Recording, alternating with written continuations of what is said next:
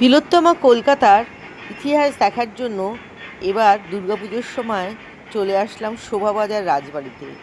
শোভাবাজার রাজবাড়ির দুর্গাপূজা কলকাতার প্রাচীন এবং ঐতিহাসিক পুজোগুলোর মধ্যে অন্যতম।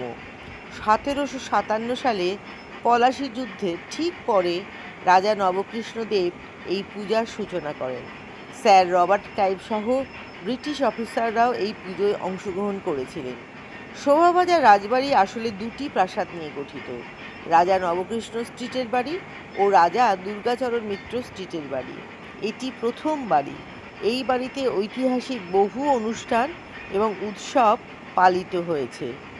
36 রাজা নবকৃষ্ণ দেব স্ট্রিট, 7,05,000 এটি হলো ঠিকানা। দুর্গাপুজোর সময় সাধারণ দর্শনার্থীদের জন্য এটি খুলে দেওয়া হয়। বহু দূর দূরান্ত থেকে দুর্গাপুজোর সময় এই রাজবাড়ির পুজো দেখতে দর্শনার্থীরা আসেন।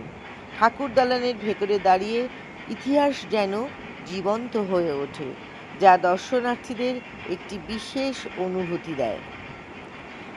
আপনারা আসুন কলকাতার ইতিহাস দেখতে শোভাবাজার রাজবাড়িতে।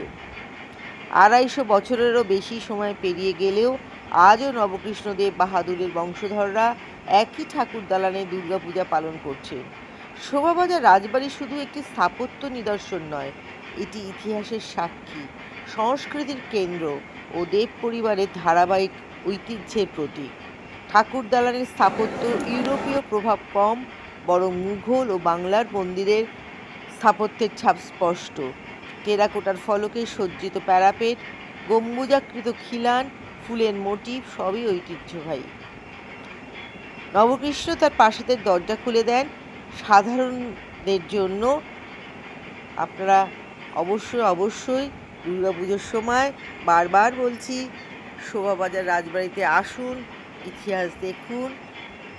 কলকাতার ইতিহাস দেখে শেষ করা যাবে না। আমি চেষ্টা করছি আপনাদের সামনে একটু একটু করে কলকাতার ইতিহাসকে তুলে ধরতে।